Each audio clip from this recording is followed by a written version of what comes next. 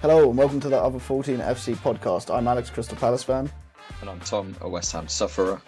And this is your podcast for everything not top six. Tired of your team being last on match of the day and not getting the flowers they deserve. That's all about change. Tom, what do we have for listeners this week? Well, we had some drama down at Selhurst Park on Saturday with Jean Philippe Mateta being the main character for good and bad reasons. Ange Postecoglou is out at Forest quicker than Abe Simpson in a brothel when he clocks Bart as the receptionist. Big Nick energy wasn't enough to get Newcastle any points because Dat Guy Welbz is still that guy. And Sunderland, Brentford and Burnley get big wins, but it's continued misery for Wolves and my West Ham. How you doing, mate? Yeah, I'm all good. Had enough of seeing you already this week. It's been 3 days. To be fair, my hangover's probably only just recovered from Saturday because it was quite a big one in the end. But yeah, now all good, mate. How you holding up? Yeah, not bad. I was so we were obviously at Selhurst on Saturday, and then I was at the NFL at Wembley on Sunday. So it was a busy, exciting weekend for little old me. Mate, we're going to Wembley next weekend for rugby league. We're just sports mad. We're losing it. All of the sports. I just need it. Just hook it into my veins. I actually don't like going to Wembley either, but No, I fucking hate Wembley. It's like one of the worst stadiums to get to. See, that's a lie, actually. The last time I was there was probably the best day of my life, so I take it all back. Oh, God. But yeah, cool. We've got a lot of games to get through, so should we just get straight into it after a break? let's do it, man. Okay, and we're back. So, Tom, where are we going to start? Once again, I think it's going to be a Palace, ain't it? Yeah, I'm desperate for us not to start at Palace one of these weeks, but it couldn't be this week because they drew 3-3 with Bournemouth, and there was just so much drama down at Selhurst. Right, and it was our only other 14 FC on tour day as well. Like, of course, there's nowhere to start. So we got a couple of clips that we'll link in just now after this for listeners to hear. I'll probably have to warn you, I've had 5 beers by the first one and about 7 by the last one. So yeah, I'll try and bleep out as much of my nonsense as possible. But yeah, I'll slip these in now for you. Sat here at nearly half time at Selhurst. I don't think Palace have been bad, but they've not been great either. But I also don't think Bournemouth have been worthy of the 2-0, but probably are as well. What do you say? Bournemouth have taken their chances. They've wasted their time where they need to. Jared Gillett doesn't have a great handle of this match, but Palace also giving the ball away a bit too sloppy at times. Need to create more going forward, but it's going to be a tough game to come back 2-0 down. Yeah, I don't think we're coming back from this. Maybe we can pray it's a fantastic, memorable thing. But otherwise, we're going to stick to I'm going to stick to my beer. You're going to stick to your non-alcoholic beer, and we'll just get through this. Okay, peace. Okay, we'll see if we can hear anything here. But my God, what have we just witnessed here, Tom? Jean Philippe Mateta disaster masterclass. Fuck it, what should have been 4, should have been 5. But he still got his hat-trick and is disappointed at the end of the game. I think we're lucky to get away with a point in this game, but also probably should have had all 3, but Bournemouth probably feeling the same. Would you agree? An insane second half. Palace got to be really disappointed they didn't come away with that win. But, an excellent game of football. When that Christie goal goes in, it's fucking game over, ain't it? We thought, but nah. How many VAR checks? 15 at that point, I think. Jared fucking doing his business, I guess, as usual. But nah, a successful other 14 day out, I guess. Very successful. Cheers, geez. I'll see you on Tuesday. God, I absolutely hate my voice. I'm not gonna lie, especially after it. But I mean, it kind of summed up the day, didn't it? Like, I think when we were going up at half time, I was resigned to you probably having a better day than I would, seeing me being depressed rather than just yourself. But yeah, all the things we said at half time that we thought could all kind of what I wish would happen ended up happening in a way, didn't they? Yeah. I don't know if it was the Guinnesses talking or if you are just actually the most pessimistic fan of any team ever, but we both thought it would be tough for Palace to come back down from 2-0 up. From 2-0 down, sorry. They hadn't shown us very much in the first half that meant that turnaround was on the cards, really. Yeah, it's true, isn't it? I mean, my thing is when we went 1-0 behind, I think I said to you when we were in the stand, like, Bournemouth are that team that you really don't want to do that to, because as soon as we go forward, they have the pace to get into behind us and just pick us off. And they'll be clinical of their chances, which they were on Saturday. Like, that Ryan Christie one right at the end, like, they were up against it the whole of the second half, it seemed. And then to be able to just get a goal like that, pretty much lightning quick out of nowhere, it shows they're a deadly team. And I don't know if it's more I'm starting to worry about Palace's defence, maybe. I know that might be a bit over the top with just like 2 losses. Well, not 2 losses, but conceding 5 in 2 games. But I just think it wasn't great defending from us. But I think also Bournemouth exploited us really well with their play. Do you agree? Yeah, 100%. I mean, it shaped up to be a great away day at half-time for Bournemouth. They, in the course of the whole game, they had 5 shots on target and scored 3 goals out of it. So that's an insane efficiency rate. They were good. So I don't think they were great in the first half, but I think Palace made them look better than they were playing. Like Palace in the first half were really pedestrian, sloppy passes everywhere, and just like open in defence. Like the first one for Krupi, there's no one marking him at the back post. It gets a little flick on from the near post, but there's no one marking him, so it's a tap in for him. And the second one is also not great. They don't cover themselves in glory with that one. It just looked like tired defending again, especially from Gay for the second one. But I also made a note, like he does it a few times, Gay, where he like runs with the ball. He does it a few times in games, but in this game I noticed he was doing it a lot.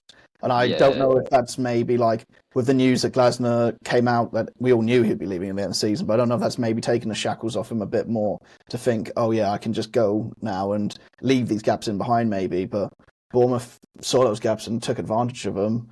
And yeah, I mean, shout out to Eli Krupi Jr. for Bournemouth. Third goal this season at just 19 years old. He's come in. Evan Nilsson wasn't available for this one, and Eli Krupi made anyone forget that Evan Nilsson wasn't available, because to get 2 goals in this one, both nice finishes. Like didn't have to do a ton, but in the right place at the right time. And yeah, he's a talent. I know they signed him in. I think they signed him in January and loaned him back to Lorient. So he's come in this season. Like added fresh impetus to that attack that definitely needed someone other than Evan Nilsson to lead the line. And yeah, he was really, really good in this game. And I guess we talk about the other striker on the pitch in this one. We've got to talk about Jean Philippe Mateta, don't we?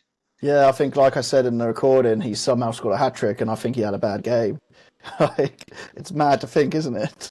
Yeah, there's those 2 big misses. The first one in the first half is a challenging header, but you would have hoped he'd have scored it. But that last one where he's just absolutely shanked it. It was the easiest one of the bunch, the last one. He's completely We were just saying, weren't we? Why is he completely just thunderbasted rather than just taking a touch or tapping it into the goal? Like, I think it's come at him at an awkward height, and he's just tried to get his foot up, and it's just bounced off him at the worst angle it could, and he has swung his leg at it probably a little bit too hard. But yeah, he was as disappointed as anyone. They were trying to give him the match ball after the game, and he didn't even look like he wanted to take it. It's that, isn't it? Like, I think in that moment I was annoyed, but when I left, I do think a draw is probably what we deserved. I think Bournemouth, on the second half performance, maybe deserved a draw, but on the first half performance, probably would be kicking themselves if they didn't leave with all 3 points. Well, like that in the second half. Until late on. Yeah, when I saw Christie goes in, I think everyone, like, I was completely, like, done. I was like, yeah, that's over. After going to 2-2 and feeling like, oh, shit, actually, I've forgot what it's like to come back for in a game like this, and how, like, pumping the stadium actually got. I had a Bournemouth fan in the away end, and he was like, that when the second goal goes in, it's one of the loudest, like, stadiums he's been to. And I'm happy he's got to experience that. But, yeah, that third one, I think it must have been silent after it went in, because I was broken as a man. Yeah, I mean, you would think, given it was, 88th, 89th minute when Christie scored, that would have been the game sealed. And to be honest, Bournemouth probably got a look at themselves for that, the giving away the penalty, and then possibly, they were open defensively to allow Mateta to miss that chance late on that would have won Palace the game. Regarding the penalty, I think it's... What do you think? Do you think it's a penalty? I mean, I think it's a little bit soft. Like, I think it's a really good sell from Gahey that he's not doing anything to Diakite. He's just being like rugby tackled. But I think he's kind of got his arm, like he's kind of leaning into him and he's drawing the contact.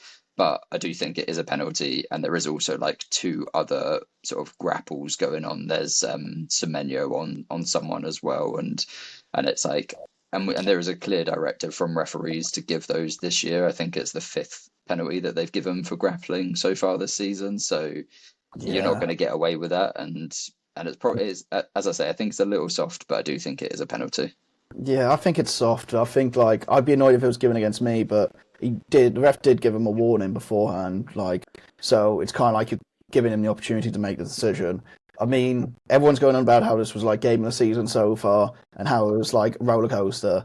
I did feel a bit not flat at the end of the game, but I didn't realise how exciting it was because every time something seemed to happen, it was a VAR check for Chad Gillett, wasn't it? And I kind of like knocked the staff thing out of like how crazy it actually could have been. Like, I think that's one of the times VR has really hit me. Like, I left the game just thinking, oh, that was just a standard 3-3 draw. But then, like, looking at social media going mental, it's like, oh, maybe I would have felt that more if it wasn't stopped. Like, every time Palace had a goal, it was VAR checked for offside for ages, had the penalty for VAR for ages.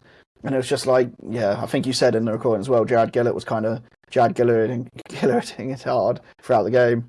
Yeah, he didn't have a great control of the game, and his linesman thought he was the star of the show because he was like, at one point he was not giving it, and then it went to offside, and then the second time he would give it too soon, and it was like, it looked like a tighter call that one of those where you could have let the play go on and then come back and reviewed it, sort of thing. But the main one we've got to talk about, the VAR of it all, is the Senesi challenge on Sarr that is the dogzo of it.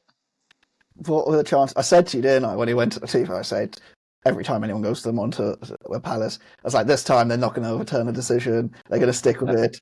I said to you, like, the first time it ever happened was at Palace for, like, a red card that didn't get overturned. Yeah, you were adamant that he wasn't going to overturn it, and it's like 99 times out of 100, it feels like they do go and overturn their decision. And I've seen some people being like, oh, credit to Jared Gillett for sticking with his decision. It's like, okay, but it's the wrong decision. So, and it, like, I think it was one of those Sky Sports pundits I saw this morning, even like he said it was the wrong decision. Like, he was like, yeah, it should have been a red card, but credit to Jared Gillett for not like going against his decision. I was like, that's just being stubborn for no reason. Like, Yeah, exactly. Like, it was a clear red card because like Sarr is about to collect the ball just inside the box if he doesn't get tackled.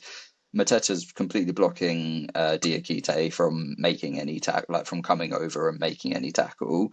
If Diakite did somehow get past Mateta and get to Sarr in time, then Sarr could have just squared it to Mateta and he's got a clear like one-on-one with the keeper. I just don't see how that isn't a denial of a goal-scoring opportunity. Me neither, mate, but it's just something I expected at the end of the day. I was hoping I'd see it on Match of the Day and see the replays and be like, oh, fair enough. But you look at it and just like, nah, that's not really on, is it? It's like covering defenders again, like. But that's the thing, it's like Gillett went over and checked and he got the replays. I can understand not giving it on first go, like, but once you check the replays, it's like, oh, well. I mean, it kind of doesn't much to argue. Do you think it doesn't help because, to be fair, the reasoning has nothing to do with it that they give, but do you think it doesn't help that Sarr kind of takes one more step and then goes down? Nah, not at all. No, can it? Yeah. The pace that Sarr was going at, like, I mean, Sarr and Munoz were deadly in the second half. Like, everything was coming down Palace's right and stuff, and Bournemouth couldn't handle their pace, and Senesi couldn't handle his pace in this one. And I don't think there's any issue with taking an extra step and going down from the contact at the pace that he's going at. Yeah, that's fair enough. I think I said to you as well at the game, like, I think the first time I've seen Munoz put on his arse, well, definitely this season, but maybe since being at Palace with Semenyo doing in the first half, absolutely had him on roller skates at one point. So it really shows how strong Semenyo is being for Bournemouth. And yeah, I think Bournemouth will be disappointed they didn't come away with all three, but I count myself very lucky that we got a point out of that, and it meant that we're still 1 point above Brighton. Yeah, no, it was an excellent game of football. Nice, cool. Bring up Brighton then. Should we move on to our next game? Do you have anything else to touch on there? Cool. No, let's move on. Let's go into Brighton's win against Newcastle. Newcastle must hate going down to the Amex. Like, absolutely hate it. I think they've won twice there since Brighton have come up. And then, losing 2-1 with two Danny Welbeck goals and one beautiful Walter Messi goal. That's the only way I'm referring to him from now on, especially after that finish. Yeah, it feels wrong to start with the Newcastle goal, but because they lost the game. But we do just have to like that finish from Voltemada is just unreal. Like I know it's been done before. It's maybe not the best goal you'll ever see, but it's just so audacious to try that in the box and just to have that confidence to think, yeah, I'm going to pull this off. Like just split moment decision. This is the best shot I can take. Like. Uh, I would absolutely love to have someone in my team who could do that. It would make watching football a lot more fun for me. But I really enjoy watching Voltemada. Like as I said, like I say each week, it feels like I'm really happy that he's made such a good progress in his early time in England. And yeah, I think this was just showed how good his feet are for a big man. It shows that he's kind of doing everything, isn't it? I'm not going to make the Andy Carroll comparison again this week because Andy Carroll never did anything like that. But yeah, it was just great for him. I think from what I saw in the game, Newcastle looked pretty not great for 70 minutes of the game, and then that gave him like a bit of a kick up the arse to be like, okay, maybe we can get something from this game. But then that guy Welbz kind of gets him on the back foot once again. Like, how is Danny Welbeck still scoring? Like, still scoring well at this age as well. Yeah, his agent, like fine wine. I think he sort of capped a good day for Brighton. I think outside of a 15-minute spell for Newcastle in and around that Voltemada goal, and when they in the second half, once they'd got some subs on, like Miley and Murphy were especially good. I thought. Outside of that, I thought Brighton were good value for 3 points. They were creating lots of chances against a tough Newcastle team. They Newcastle didn't look like their defensive selves. They didn't look like a team They didn't look like them at all, I did think they? they've recorded 0-0 draws in all of their away games so far this season. They didn't look like that team, and they are so good defensively. That's like what they build off. But Brighton were opening them up time and time again, and they probably, I mean, they got away with it at the end of the day, getting the 2-1, but they probably could have had this fairly comfortable by the time Newcastle had that late surge. It's crazy, isn't it? Because I was just watching the highlights thinking this doesn't look like the Newcastle that I've seen from last year a lot and then seen building towards this year as well. They just felt like that midfield was just getting bypassed the whole time by Brighton. Do you agree? Yeah, 100%. I think one player in particular for Brighton who looked really good in this game was Jorginho Rutter. Like he's someone that I've not been the biggest fan of in his career so far. I think obviously he was signed for a lot of money and stuff, but he doesn't do enough for me. But in this one in particular, he picked up really good positions and made really good decisions as well, like threading passes through to Danny Welbeck. Like the first one for Brighton, it's a really simple goal. Like it's really bad defending from Newcastle. Like they just sort of leave too much space between the lines for Welbeck to ghost into, but Rutte finds him well. I've seen Rutte before. He would have shot from that, like just outside the box, and it would have gone wide.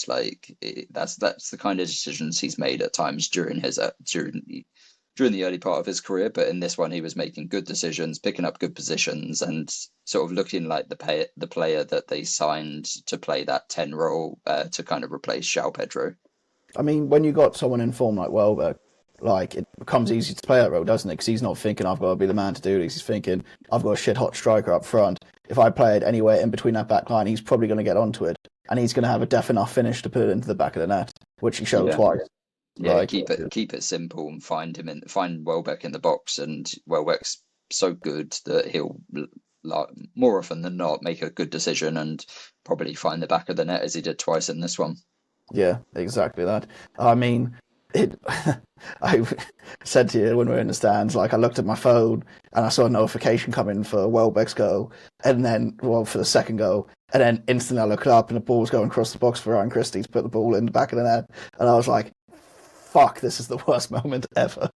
And that's why a double whammy that almost had you crying on your knees, but you know, would have been because as well. At Selhurst. No, it did, but because as well, like I've been saying, Brighton look like they've been stuttering this season, not really like going the way we thought they'd be going. Maybe it was a bit too much for the manager, but I say that now they're 1 point behind us.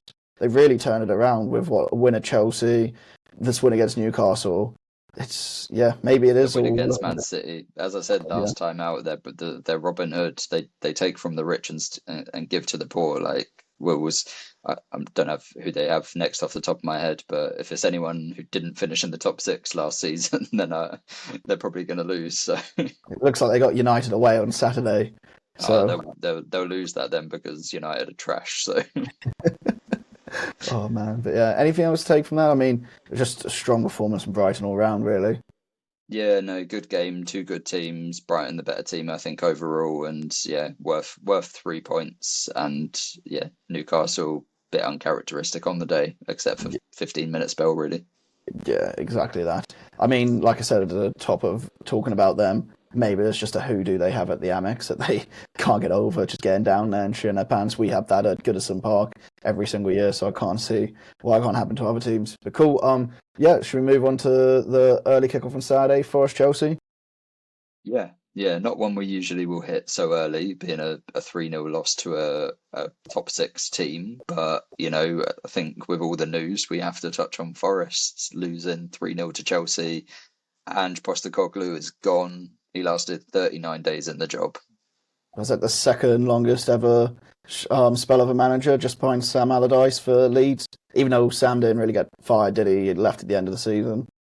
Well, yeah, that's the technicality part of it is like Sam Allardyce had until like June on his contract or something. So technically, Ange Postecoglou is the longest period, that is the shortest period of time that someone has served. But I'm sure Allardyce wasn't working at Leeds until June that year. I'm sure he was out the door pretty much after full time.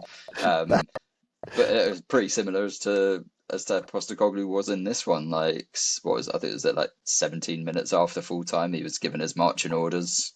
That's mad. You saw it on TNT, didn't you? Like, it was on Marinakis when the first goal went in, and then like the second and third were in, and it like pans to him, he's just not there. And I don't even think he was there for the third one. No, he wasn't there for the second or third. I don't think. It's the 60th minute he was gone, and it's just like that's damning, isn't it? You kind of know what's coming now. Yeah, when you got the TV broadcast zooming in on an empty chair, it's like ominous signs for your manager. And then obviously you got all the crowds singing, "You're getting sacked in the morning." Like this one, it was for Forest. It was a weird one. He went with Taiwo Awoniyi as like a Hail Mary. It felt like someone who's not played much football since he suffered a really bad injury at the end of last season. Just went straight into the lineup. Like, I thought that was rogue. Like, why would you do it when you know Wood can score, and Wood's even proved in the Europa League that he can score for Forest still? Why would you do that? And they've got Igor Jesus who came off the bench. Yeah. Like they've got options. That felt like a manager on it, like legit on his last chance, just going right. I need some spark, like something crazy.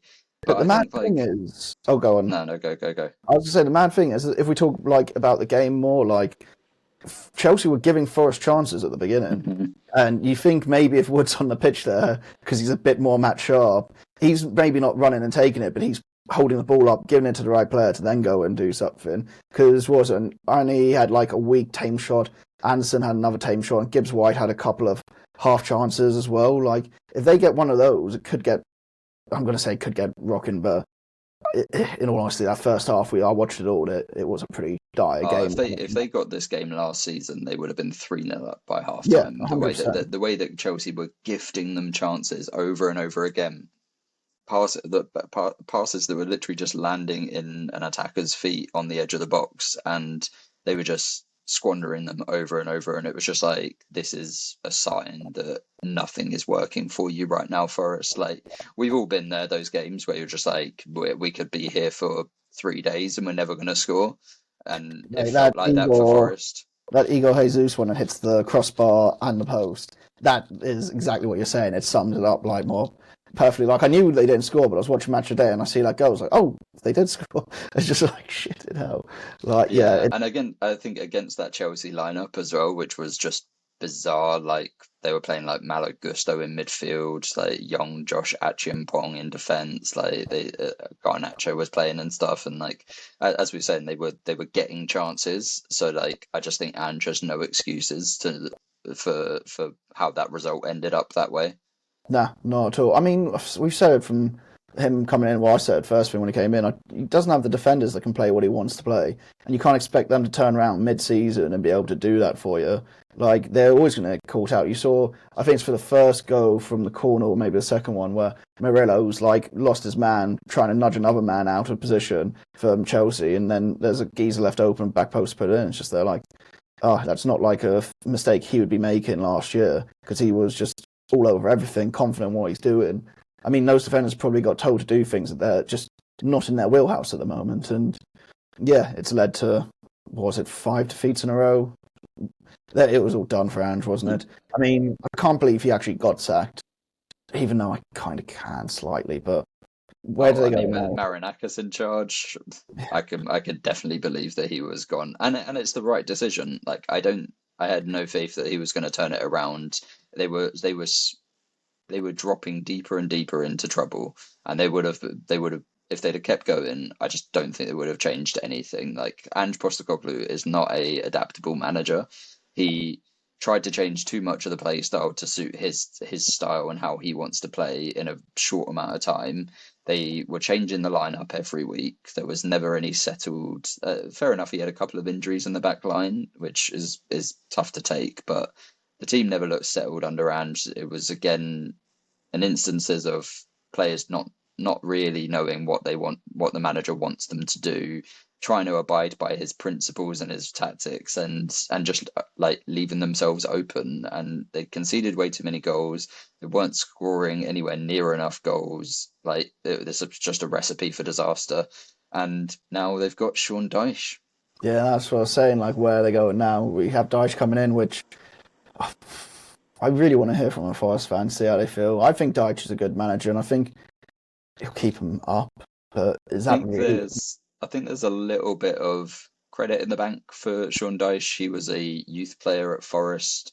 Both two of his coaching staff that should be coming with him are Forest legends. They've sort of played for Forest for a number of years. There's a little bit of goodwill where there wasn't any goodwill with Ange coming in, and also because Ange replaced Nuno, who was so popular at the City Ground, had got them into Europe.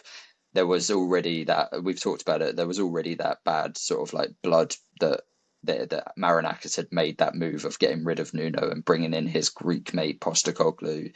They know the fans never took to him, from what I've seen and what I've read, like, and from what you've heard at the stadium and stuff. So I think Dyche coming in, there's obviously going to be some fans who aren't happy with that because they've spent 200 million in the summer to try and like play more progressive football. They've brought in sort of like players like Amari Hutchinson and they haven't done that yet. And Postecoglou was the person to try and that they thought that was going to happen, but you're not going to get that under Dyche. You're going to get much more return to Nuno's style of football, where you're trying to be defensively solid and hit players on the counter attack. But we'll see. That could work really well for someone like Dan and Doy. Like, he could look really, really good under Sean Dyche. But yeah, it's not going to be pretty, I don't think. But no, it's hard, man. Like, that's why I want to hear from Forest fans, because from the outside looking in, I'm there like, season had so much promise. They were going on a European tour.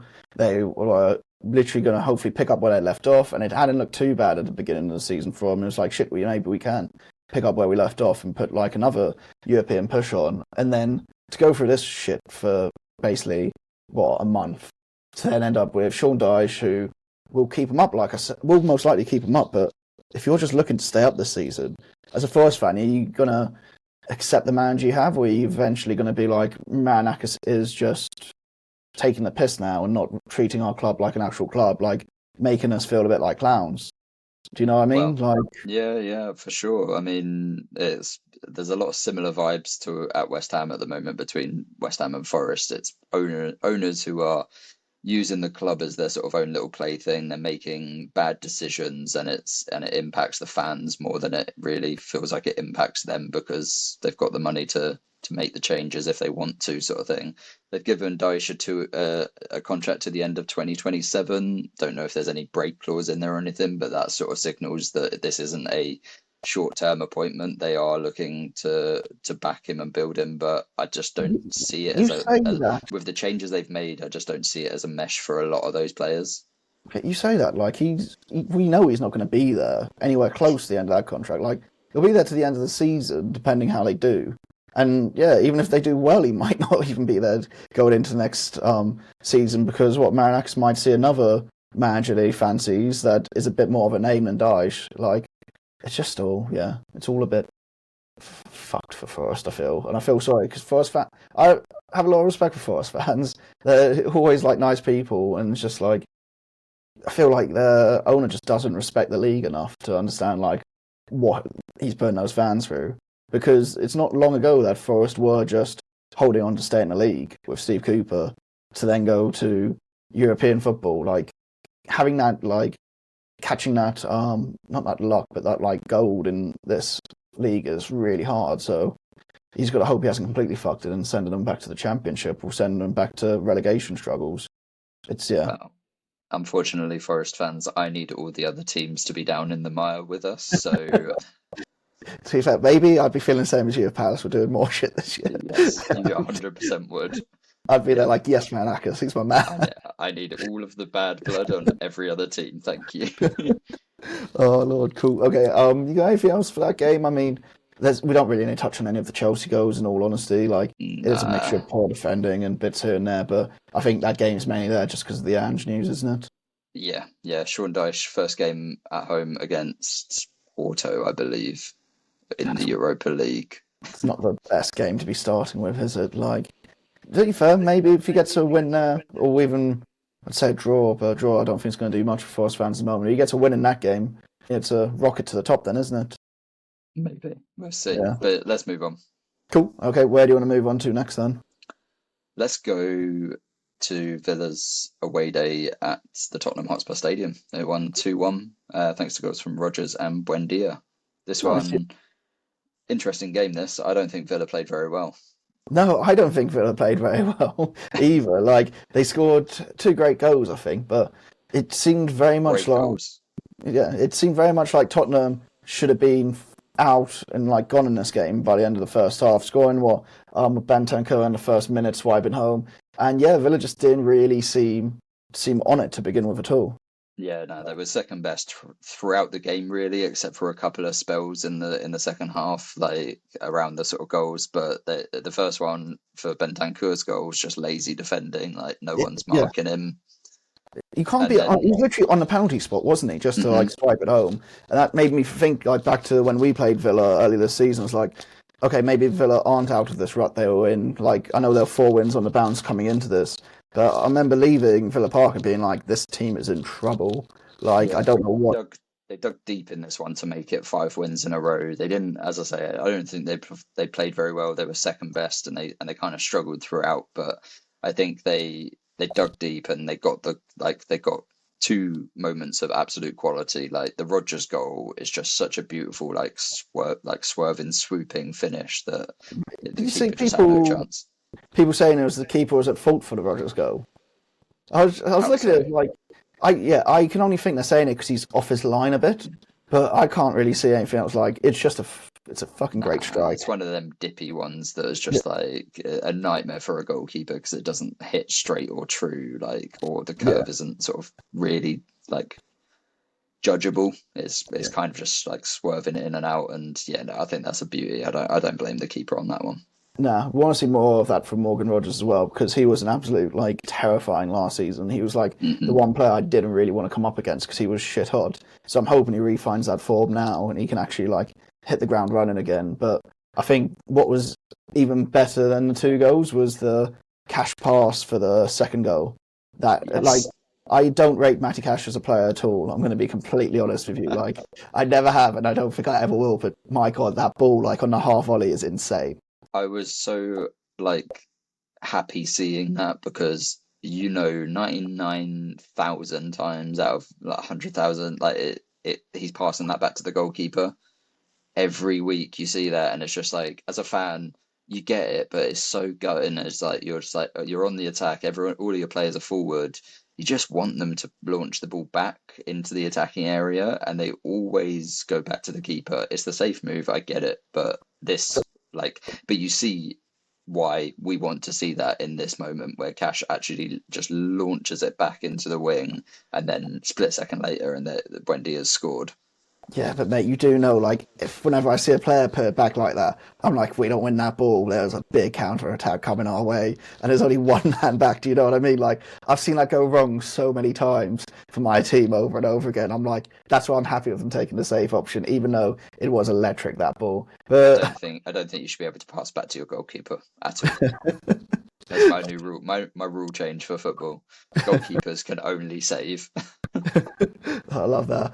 Oh man. But I think also like maybe it helps being on that Spurs pitch, like name dropping like for work. I managed to go down and on the pitch last week, so it is a big pitch down there. So maybe Matt Cash was thinking, oh, I can just spray the ball across here because it's a bit more area to play with. And yeah, I mean that's an absolute. And I know it's not technically assist. Was it a pre-assist or a pre-assist? But that's the pre-assist of the season. It's a hockey assist because they actually measure in hockey like the second like pass before the assist sort of thing. So love that. But yeah, there's not really too much more to take from that game, is there? I mean, one thing is I think Villa are the first team to come from behind against Spurs this season, so it's a big effort for them to be able to do that. But I do think it was a bit of a smash and grab for Villa. Yeah, I mean, good on them for getting those 3 points in a game where they weren't playing well earlier in the season. We were talking, and they were looked really out of sorts. They were really struggling. Like you said, you saw them at that Palace game, and they just looked. It looked like a shadow of them for their former selves. And this is the kind of result that they won't look back on the performance at all with any sort of like fond memories. But at the end of the season, if they achieve their goals of getting back into the European spots, it's results like this, but when you're not playing well and you get 3 points, that is going to make the big difference there. That's it. Like even with them now being on 12 points, so 1 point behind Palace again, but it's more like just 3 points off Champions League football. It's crazy, that, isn't it? And to think I had them having a dreadful season, it shows that the gap at the beginning really wasn't that big for any teams. And you hit in a patch of form, you're going to be racing up the table. Well, for everyone apart from West Ham, but. Yeah, I'm still holding on hope that it's too early to really look at the table, but oh mate, it really isn't. Right, cool. Well, okay, let's go to another game where the only team who are below us in the table. Oh, what was it? Wolves Sunderland 2-0. I mean, it's pretty damning for Wolves, this result, isn't it? I still don't think it's not that they played badly, but it just seemed like Sunderland were all over them throughout the game. Like it looked like Sunderland could have been 5-6-0 up in this game from the highlights I've seen. Yeah, this one, this was probably, I feel like the worst I've seen Wolves this season. Like, we've been saying all along that they're not actually playing that bad. They are just like making mistakes, but their actual like overall performances have been fairly good. And if things started clicking, then maybe they'd be turning these results around. But in this one, almost the opposite, because we've been saying that we've always been doing well to stick in games, but they shouldn't have been in this game at all. No. Like that's the thing. It's like tipped the other way completely, and the scoreline doesn't really reflect what I think the scoreline should have been, and Sunderland should have ripped them to pieces. Yeah, I mean, for the first one, for Mukiella's goal, he just comes through the Wolves team like a hot knife through butter. Like he just like absolutely ghosts past. It felt like 3 Wolves defenders, and no one's running with him into the box. And then he gets the ball back. I think it's from Trey Hume, and he's just like puts it past was it Sam Johnson in goal? He didn't put it past him; he put it through him. Just goes for his, okay, hits him, goes through his legs. Like I've got a lot of love for Sam Johnston, but yeah, he should be doing better with that one. But I mean, if you're watching your whole defence part in front of you, I mean, you're probably shitting your pants when the ball does come to you. But yeah, I mean, Isidore had a couple of chances in this one. His disallowed goal. We almost got to play the Lord of the Rings. His disallowed goal. I was watching this. Like, I don't understand how that's gone in. He's like just thumped it into the top corner. I was like, has that somehow gone through the side netting and like the stanchion and like got into the back of the net? Because I was like watching it again and again, but it's just like an absolute like top pin finish like from close range. But you have that one. You have Hume who hits the post from a header that should have been a goal, like pretty much in an open goal there. And then yeah, I mean, Wolves had a couple of chances in the second half that they squandered, but nothing that I would really say they didn't test Bruce. Yeah, Like any of I the think chances, they were going wide, and it was just like Roofs has been on top form this season. He's been one of the sort of most standout goalkeepers in the league, but Wolves didn't test him. no, I think he had one save, and like I think that was caught in every highlight package because it was like, oh, he's had a good season. We need to show him making a save, and I imagine Mm. like it was a very comfortable and easy save for him. And people was like, yeah, he's still shit hot now, but he just didn't seem to really have much to do. Like I just No. I mean, I think from a Wolves perspective, their attacks just didn't feel cohesive in this one at all. They were a bit chaotic, desperate. Like any of their chances where they did get a shot off, it was like pinball, sort of like bouncing around, or they were stretching out to get their foot to make the shot, sort of thing. It wasn't. There was no cohesion. There was no plan of attack. It felt like, in my opinion, and against like a Sunderland team who have been pretty good defensively so far this season. Like you're playing like that, you're not going to win, especially away at the Sun Stadium of like this season. no, you know. And then I guess the goal coming right at the end where Wolves are on the attack looking for anything they can get. It's not the most comical own goal we've seen this season, is it? But It's a horror it own would goal be. though. He's That is an got to. absolute horror from Krejci. Yeah, he's got to make that challenge. That's the thing, isn't it? That's what makes it a horror one. Like he knows there's someone coming in the back post, so he's got to put a leg out for it. And yeah, he's just unfortunate. He's put it past his own keeper. Yeah, yeah. I mean, it's the stuff that happens when you're down there and nothing's going your way. You end up doing stupid things like this, or like something that you like, quite a simple block that just doesn't, the ball doesn't bounce your way and it just zips off his foot past Sam Johnston again. Yeah, the only other, it was a horror and goal from Krejci. I want to give a shout out to Sunderland midfielder Noah Siddiqui in this one. I thought he was one of the best players on the pitch. I know in our transfer one we spoke about the other two in midfield, Diarra and Xhaka.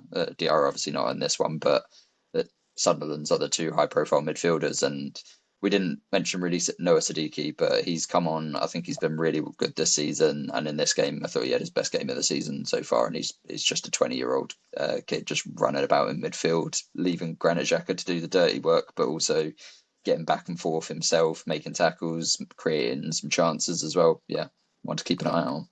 I mean, yeah, just touch on Sunderland a bit more. Like if you're a Sunderland fan, you're in dreamland at this point. I think 14 points. I think only one team that's had this many or more points at this stage of the season's ever gone down. That was Middlesbrough with like 15 points after 8 games. So, I mean, I'm excited to see Sunderland, like, see what they can build on the rest of the season. Maybe the away form doesn't pick up, but anyone going there is going to have a hard time. Like, and it's always hard going to the northeast. Like, whenever I go to Newcastle, I'm not expecting anything, but I wasn't expecting to feel the same about going up to Sunderland in the near future.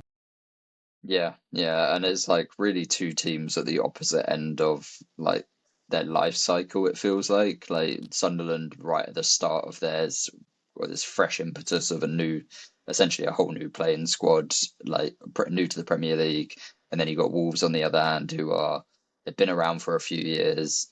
They've gone through managerial changes. They've lost some key players in recent years, and they don't really seem to have much of an identity right now compared to Sunderland, who absolutely have an identity. Yeah, 100%. I don't really want to talk much about Wolves' like managerial situation till probably after the next game against Burnley, because that's a big one. I know Victor Perez signed a deal, and he probably will stay to the end of the season, because I think what else can Wolves do at this point? But that Burnley game, is it away or is it home? I think it's at home at Molineux. That's going to be an absolutely massive game for them next Sunday. They need to get something out of that, you feel, even in this early stage of the season. We don't need to talk about the Pereira contract too much until it starts to be an absolute real noose around Wolves' neck. But I said to you on Saturday, they didn't need to give him that contract. No, they Like, didn't. it felt unnecessary. I know you're a fan of it, like give it back him and stuff, but it just felt unnecessary to me. And we'll talk about it when so if there's any movement on it, who knows? They might go on a run. Yeah. I mean, it's almost like you were saying about the refs earlier. It's like, oh, it's good that he did that, but it was the wrong decision. Like, I was like, it's good to see someone stand by a manager, but yeah, each week it doesn't look better, does it? You'd think it would have given him a bit more impetus to be able to do more, but it seems like it's all going the other way, which is worrying. But hey ho, cool. Shall we move on to the next game, Burnley Leeds? Yeah, let's do it. Burnley getting a big win here. Absolutely Very massive. unexpected, in my opinion. Really, I don't know if it was unexpected for me. I Leeds I'm worrying about. Like, I think I've worried about them for a while. They did pick up a couple of good results, but I can see any other team going down with yourselves and Wolves. It's Leeds for me at the moment. If I just get that little dig in there. Like, Of course. they're not they're not finishing like their chances, and I feel like those chances are soon going to dry up as well. Do you know what I mean? Well, Like, I think I was talking to my mate Ant, who I went to the NFL with on Sunday, a friend of the pod who's chimed in with his Leeds takes when we've asked, and that I think they've just got a very defensive setup from Daniel Farker, and in this game, I just don't think they needed those kind of players. Like, I don't trust Jack Harrison or Brendan Harrison to score. Like, I, and you're playing those two as your wingers, and then you've got three defensive midfielders in midfield. Like, you need someone to start creating because they made the chances they did make were kind of half chances. Calvert-Lewin had his back to goal at times, and even like, we've talked about his issues in front of goal. are you going to tell me his bicycle kick was a good chance? Because it wasn't. No, that's what I'm saying. It's like they were like half chances, and they're like they just because they're getting the ball in the box doesn't mean they're good chances. Like they had one No. that fell to Jaden Bogle. You don't expect your right back to be chipping in with goals at this level like that. It was a difficult chance anyway. That's the thing. Like Leeds did create chances in this match, but none of them were good chances. I thought they were all like difficult chances, and like I think yeah, I was it's a struggle. It's going to be a struggle for Leeds this season. I don't think that I said before. I don't think they have enough creativity to stay up, and I think if they're not playing players like Wilfred Gnonto and Noah Okafor and that in or like Altanaka in this game where you're playing another newly promoted team, and you go with what is essentially a very defensive lineup outside of Dominic Calvert-Lewin. I'm sorry, like Jack Harrison and Brendan Aronson are decent like defensive wingers, but they're not going to chip in with enough goals or create enough in attack. Like you're going to be asking for trouble, and the fans might start getting on your back. I can see that 100%. Do you think Farkas maybe scarred a bit from previous stints in the Premier League and just went to this game thinking it was a must not lose, but almost by setting up the way he did, ended up losing because of that? I wouldn't blame him at all if he did like have that scar tissue after how like humbled his Norwich teams got in those seasons when he had them up. In this one, despite all the defensive players that they had in midfield and on the pitch, there was no midfield pressure for Burnley second. We should talk about Burnley because like they like Oh, we will. There's a lot we got to talk about Burnley, to be fair. yeah. But I Like just that second one, there's no midfield pressure from Leeds. They don't close him down at all. And yes, it's an absolute worldie from Chuana, but like wait, someone was pronouncing his name as Chowder, and all I could think was the Simpsons episode. He's going Chowder, Chowder. to be fair, I probably butchered it, but No, I'm not. I think it's Chowder as well. But yeah, I'm dreadful of names. Would ask me what an absolute strike that goal is.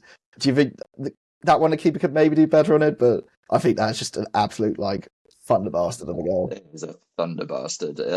It's definitely goal of the season contender for me. Yeah, it's going In to be this up early there. season so far, we'll be remembering that one come May.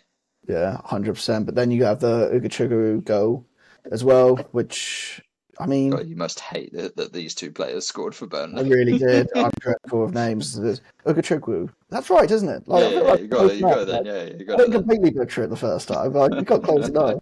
But he's turned into be a good signing. I know he had the red card against Liverpool, but scoring in back-to-back games for him. And this doesn't feel like a Burnley team to me at all. It feels like it's got a bit more of, it's not just going to be playing this boring brand of football to grind out results. It feels like this Burnley team actually gives people a game for once.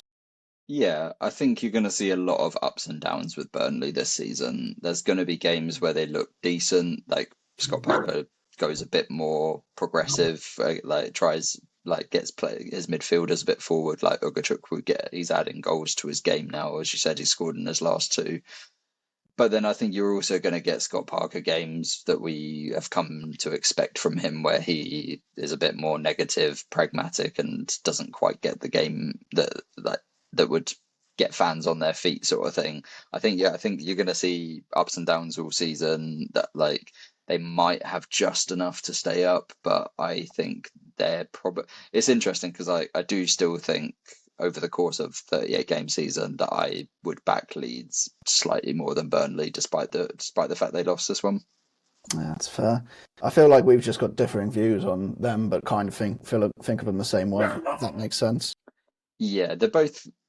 Well, with Sunderland obviously shooting up the table and maybe setting their sights on safety first, but then probably looking to see what they could achieve. With Burnley and Leeds, it's very much a case of just need to stay in the Premier League this season, like by the skin of our teeth. It doesn't matter. We can build on that after, sort of thing. Like if we can stay up, then that's all that matters.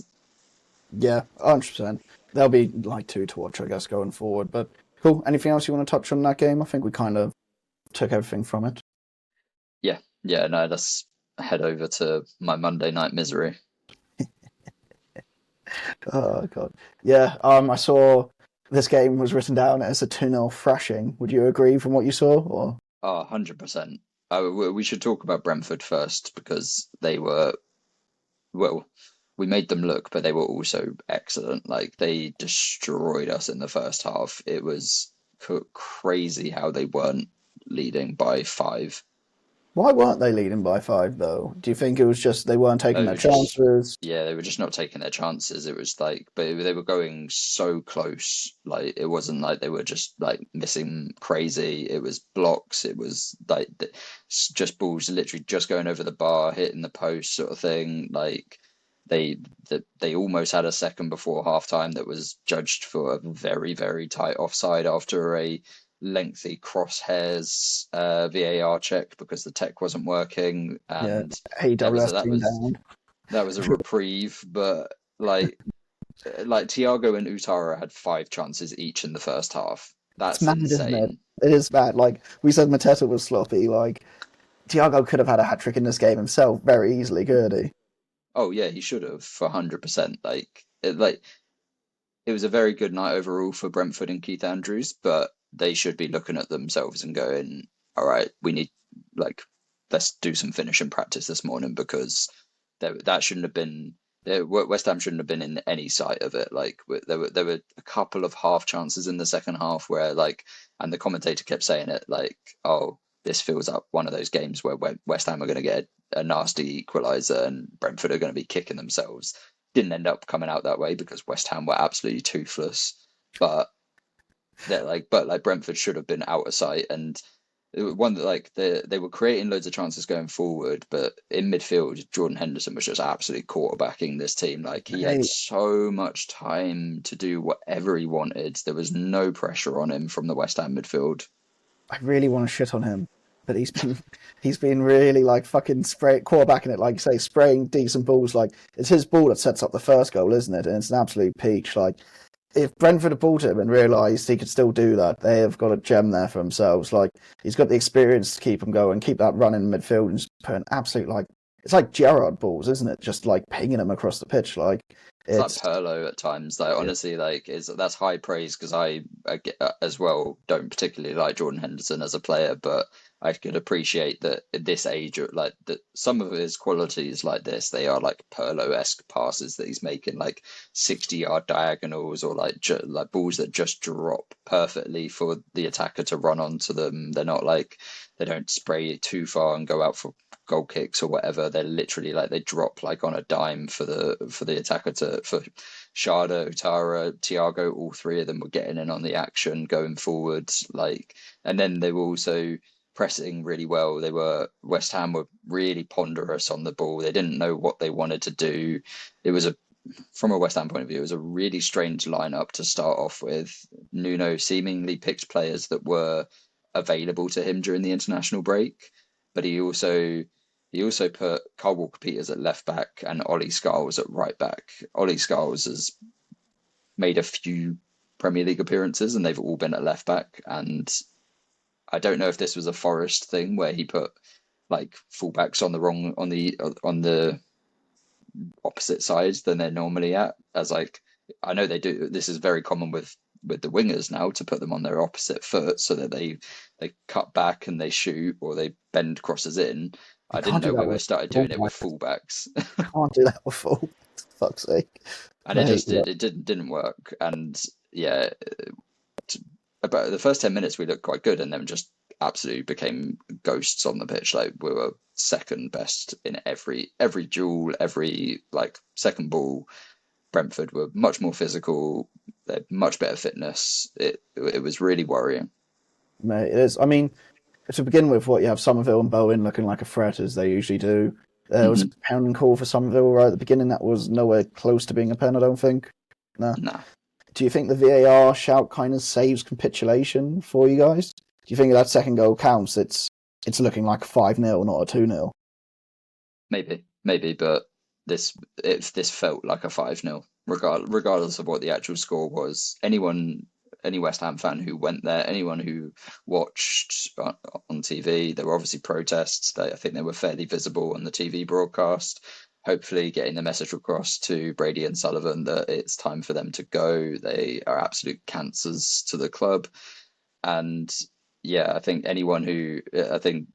if they don't realise that this game should have been 5-0, then they're absolutely smoking crap. So But it's not a good Friday night you're coming up either. Friday night at Ellen Road. That's and not also, going to be why good. are we on TV again? We're the most one of the worst teams to watch at the moment. Stop putting us on TV, Sky. They're just Sky because they've got more games this season. They're just chucking any games in anywhere. Not like saying it's not good. Like I guess, well, no, it's not good because I don't want to be doing these for stupid hours, going to different parts of the country. I think we got Turf Moor on a Tuesday night. It's like I don't want to be doing that. Like, lucky I got family up in Manchester I can stay with for that. But still, like, yeah, just keep it all Saturday 3:00. They're the best. We had a great day. It's Saturday 3:00. But yeah, anything else you want to vent to make yourself feel better about West Ham? Anything about the injuries that you got as well, or just should we move on? No, my Chicago Bears are 4-2, so I'm just putting all my energy into the NFL right now. You're going to slowly turn us into an American football podcast. Oh yeah, 100%. Love that. Cool. Okay. We've gone pretty long already, so I guess we'll touch on the last two games pretty quickly because there's not much to talk about. Fulham Arsenal. Literally my main notes for this: Arsenal scored from a corner. Who cares? Fulham made it difficult. Yeah, the penalty against Kevin. Like, why is Anthony Taylor given that when he's clearly hit the ball and it's like Anthony Taylor stood there in front of him, like looking at the ball as well? That was just stupid for me. Yeah, that's kind of it for me. I think Fulham could have got away with a 0-0 maybe for it, but I didn't take much else from this game. Would you agree? Yeah, my brief notes are Fulham were defensively compact, looked pretty good, and a threat on the break. There were a few very half chances for Wilson.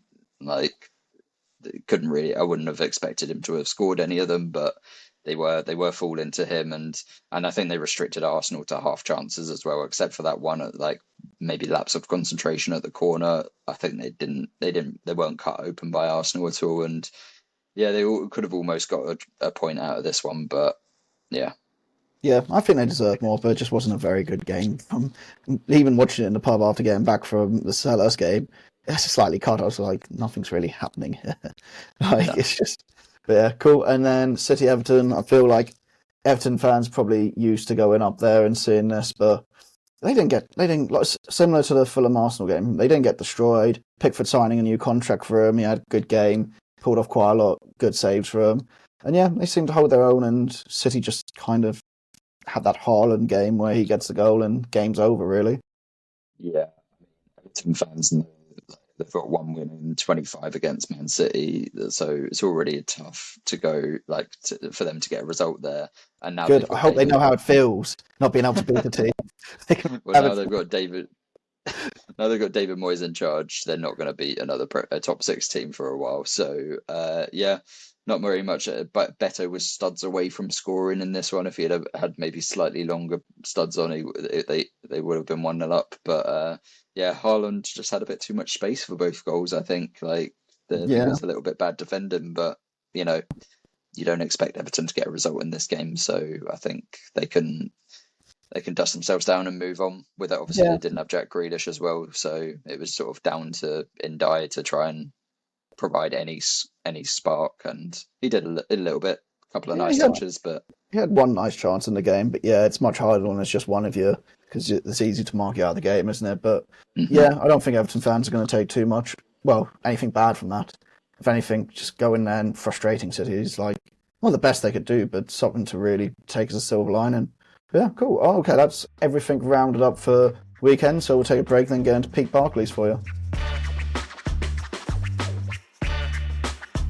Okay, and we're back. So, Tom, who do you have for us for Peak Barclays this week? Right. So, knocking out corner flags across the country before it was cool, or should a fox in the box, or should I say a kangaroo? It's Tim Cahill. Played for Everton for 2004 to 2012, prime Barclays era. Mate, proper Barclays era. It's mad because I still think a little bit of him like a Millwall player more than an Everton player, but I guess that's more because of the South London connection. But like, it is just Everton through and through, and then some of those absolute like rocket strikes for the Socceroos as well. God, I feel awful. Funnily enough, I don't actually think of him as a Millwall player at all because Millwall are shit. So, mate, I want the one I said it first, but yeah. No.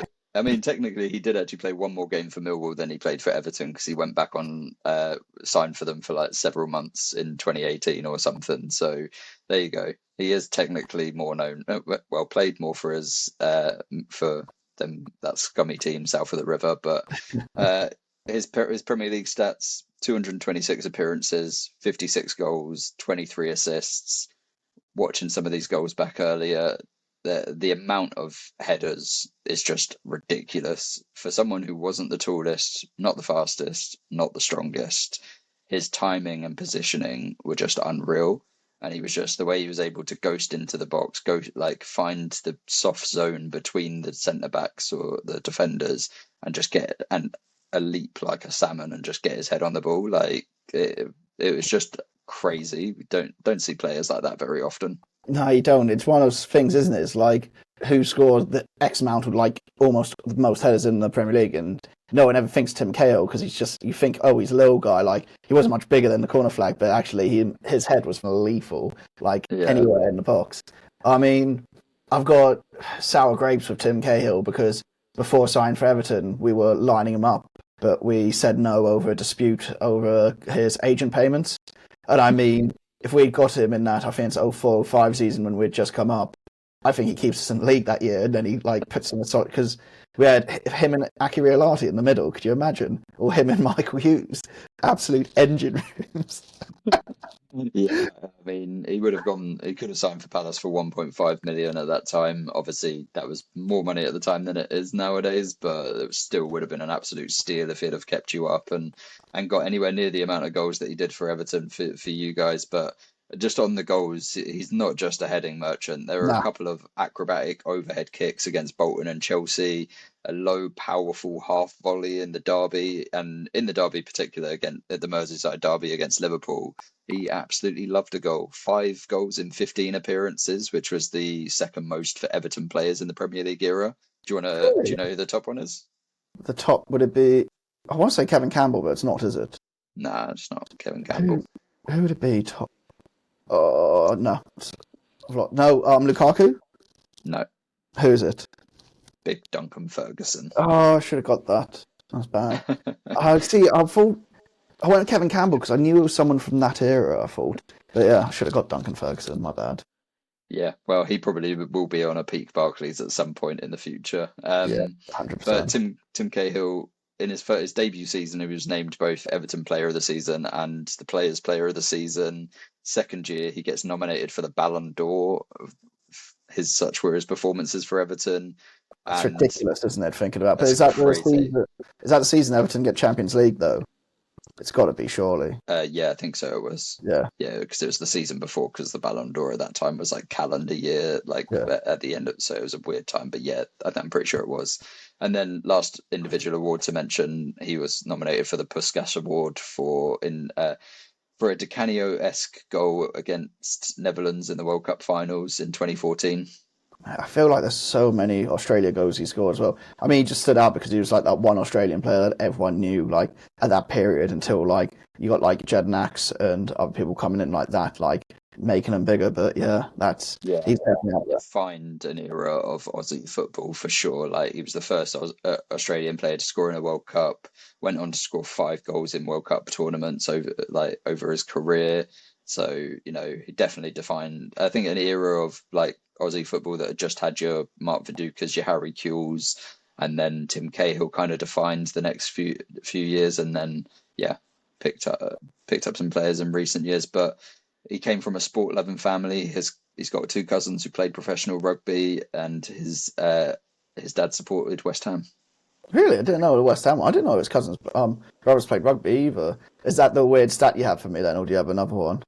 No, I've got a fun one. What have you got? In June 2013, there is something in Australia, a road called the Cahill Expressway in Sydney, which was temporarily renamed the Tim Cahill Expressway in honour of the Socceroos 2014 FIFA World Cup qualification match against Iraq. Okay, I thought they just called it the Tim Cahill Highway. Anyway, having lived in Australia, like, nothing surprised me. If you told me there's, like, a giant Tim Cahill statue on the side of a motorway somewhere, I'd be like, yep, that sounds about right. Yeah, that sounds like Australia. Oh, mate, love it. Where do you think he goes on our list then? I'm ready to put him quite high. I could have him at second, I think. If you'd let me. Duca. I look at Tim Cahill. Oh, do I? I think of Mark Viduka as like watching Premier League years with that Leeds kit on and just being like, that sums up Premier League, really, doesn't it? But Tim Cahill, I'm putting him below Mark Viduka, I think. Yeah, I've got to concede that, really, haven't I? Got a lot of Australians near the top. That's not good. We do. Interesting. Well, we've got 2. But that's too many. And no, I'm joking. I love Australians. Yeah, he's going in at number 3, pushing Michu down 1. Yeah, I think that's fair. I think taking Kim Cahill more as a peak Barclays than I do Michu all day long. Cool. Okay, let's finish with predictions then. So, first one, the one you're probably dreading, Leeds West Ham Friday night. I'm going for a 2-0 Leeds victory here, and Ellen Road to be absolutely rocking after it. All during it. Even though both teams lost at the weekend, I don't see us getting any confidence ahead of a quick turnaround on Friday night and away at Ellen Road. I think Leeds will do the job on us. I think it's going to be another 2-0 loss and more misery for me. Cool. And then Saturday, 3:00, Chelsea, Sunderland, Stamford Bridge. Will the red cards finally catch up with Chelsea? I mean, I just can't see it, like, with Sunderland's away form. Maybe 3-1 Chelsea. Maybe I'll be a bit generous and a bit harsh on Sunderland. But it's one of those stereotypes that's just going to stick with me for a while, them not being able to win away from home. Would you agree? All? Fair enough. I think Sunderland are going to get Chelsea on the counter-attack a couple of times here, and I'm going to go with a 2-2 draw. Oh, big. That's absolutely big. Newcastle, Fulham, another 3. Well, the only other 3:00. Jesus Christ, these games are ridiculous times all weekend. Newcastle, Fulham. I think this is a step too far for Fulham going up to St James's Park. I'm going to go 2-0 Newcastle. Yeah, I think Newcastle at home, I'm not going to go against them, so I'm going to go for a 3-1 win. Okay, Saturday, 5:30 kickoff. United, Brighton. What do you think about that? I think Brighton have done fairly well at Old Trafford in recent years. I might be talking out my arse, but I think... No, I think they have, because I message my fiance's cousin every time that Brighton win there, and I say, I hate you. I never want to talk to you again. You had one job. It feels like every year I just send the same message. He's like, yeah, we just can't beat them. I'm like, you fucking arsehole. So I'm going to go for a 2-1 Brighton win. I'm going for 2-2 more out of hope than actual want or belief. Cool. And then the 8:00 kickoff for Brentford, Liverpool. I would feel sorry for Liverpool fans, but most of them are probably going to be coming from Surrey anyway, so it's not that big a journey for them. Brentford, G-Tech, it always gets a late kickoffs, doesn't it? Like against a big team. It always does. It always does, like under lights. They had City of the 4:30, didn't they? They had Chelsea there. They had Fulham, I think. Yeah. I'm going to go... Could Brentford keep the Liverpool lost train going? I think probably not. Probably a 1-1 for me. That's been generous, Yeah, maybe. I think I'd also go 1-1. Yep, nice. Then Sunday, Bournemouth Forest. Bournemouth 4-0. I'm gonna go for it. Sean Dyche's Forest are going to get battered. I think they are. Is that a bit stupid of me? It might be a bit stupid of me, but I think they're going to get one thumping before it all starts like on a turn again. I think it's too much for players to expect them to, firstly, change manager straight after the game against Chelsea, play against Porto. Was the Porto game home or away? I think it's away as well, isn't it? So, travelling to Portugal, I want to make sure I'm right before fucking keep going with this nonsense. Yeah, no, it's at home. It's at home. Okay, I'll stop my nonsense then. So, but I still think playing in midweek and then going to Bournemouth, with Bournemouth being a team that can just rip you apart, yeah, I see a big scoreline. I'm going 4-0.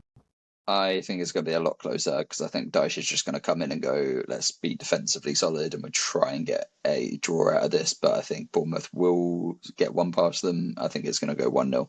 But mate, if he goes in, it's like, we're just not going to concede, and then they concede, and they've not worked on how to attack. Like, well, case in point, West Ham. Cool. It happens. That's what I mean. That's why I can see them capitulating for some reason. But yeah. Other Sunday, 2 p.m, Arsenal Palace. I'll be going to that one. Probably 3-0 Arsenal. Eze to get a couple. Can see it. Like, yeah, with the way Palace are defending, I just don't see them getting a result in this one. Unfortunately, I'm going to go 2-0 Arsenal. Yeah, we always do badly there when we go there on weekends. I prefer the midweek ones there where we either draw or get something. So specific. It's ridiculously specific, but it's just, I've been there so many times on the weekend and seen nothing, but gone during the week and seen stuff happen. I'm like, yeah, cool. Villa City, another 2 o'clock kickoff on Sunday.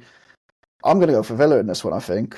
No, I'm not. I'll take that back. I'm going to go. You bottled it immediately. I bottled it, yeah. Oh no, because I just see City going on a winning streak now, and like I had the same feeling as you. I was like, "Ooh, maybe Villa," and then I was like, "They didn't really play that well." I don't know if I would back them when City seem to be firing right now.